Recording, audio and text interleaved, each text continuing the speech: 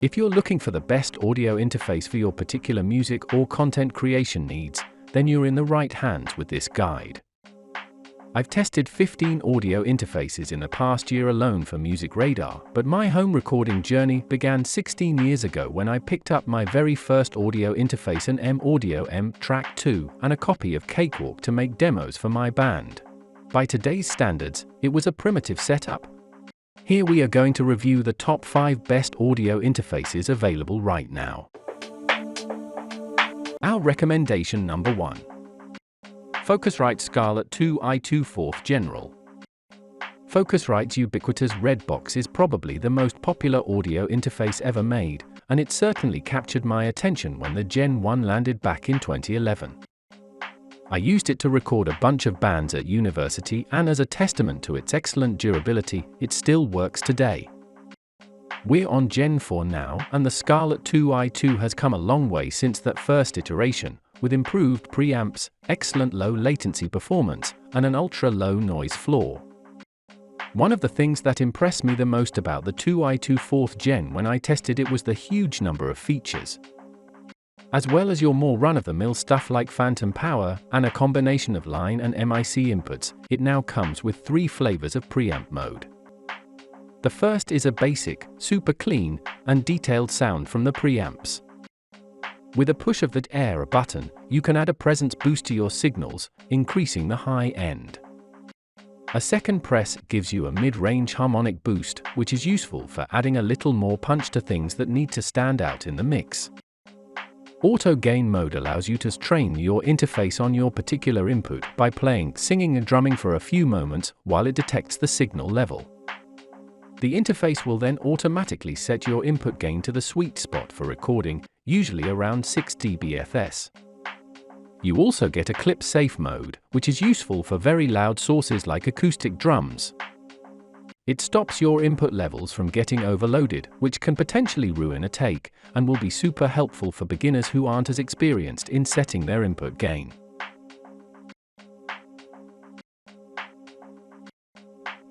Our recommendation number 2. Audient Audio Interface ID for MKI. The Audient ID for MKI is my top pick for those who are completely new to recording. I've used Audient hardware in professional studios, so they've got a huge amount of knowledge to draw from when creating their more home recording specific gear. Probably the most useful feature I found with the Audient ID4 is its ultra-large encoder knob on the front. It does a multitude of different things, from setting the output level, to controlling certain parameters within your DAW. A press down allows you to dim the headphones and main outputs. Our recommendation number 3. Behringer U-Phoria UMC22 USB Audio Interface. The cheapest interface I've ever used by some measure, so surely it couldn't be any good? Well, I'm perfectly happy to admit I was completely wrong about it, and you can absolutely get some fantastic recordings with this uber-cheap interface. Now, this is an interface that costs less than your average synth plugin, so it's not exactly feature-packed, but it does give you all the basics. Phantom power, a single MIC preamp, a line-level instrument input, studio monitor outs, and a studio headphone output. It's got a very Spartan appearance compared to others, and one of the things that impressed me is how compact it is. Alongside the INS and outs, you get individual gain knobs for both inputs. Our recommendation number 4. Universal Audio Apollo Twin X Duo Heritage Edition. The Universal Audio Apollo Twin X is the definition of a prosumer audio interface. It's high quality enough for professionals, yet accessible enough for those who demand the best in the home recording space. I've worked with more than a few pro engineers who used one as part of their home or travel rig, as it delivers superb quality recordings, fantastic dynamic range figures, and comes with some of UA's most loved plugins. The Apollo Twin X is a DSP interface, which means it uses its own processing power rather than just that of your computer. That means you can run preamp and outboard gear emulations in real time, giving you the workflow of a traditional analog studio. It comes in duo and quad versions, which give you more or less power depending on what your requirements are. I absolutely loved using the Apollo Twin X during my testing, and I'm currently using a Universal Audio Apollo X for Gen 2 as the center of my home recording rig. On the face of it, it's not too different from any other desktop-based interface here. However, the clever bit is how the Unison preamps utilize the DSP processing. This means you can load in a vintage Neve channel strip, which will modify the behavior of the analog input for some uncanny recreations of proper recording studio channels. Being a Thunderbolt interface predominantly, it's much better suited to Mac users. Those on Windows, especially if you've got an older machine, may find their motherboard isn't compatible, which might mean purchasing a pricey Thunderbolt card in order to use it. If you've got a newer machine, however, you'll be fine. The installation process on Macs is also a bit of a minefield if you're not already part of the UA ecosystem. Our recommendation number 5. SSL2 Plus Audio Interface.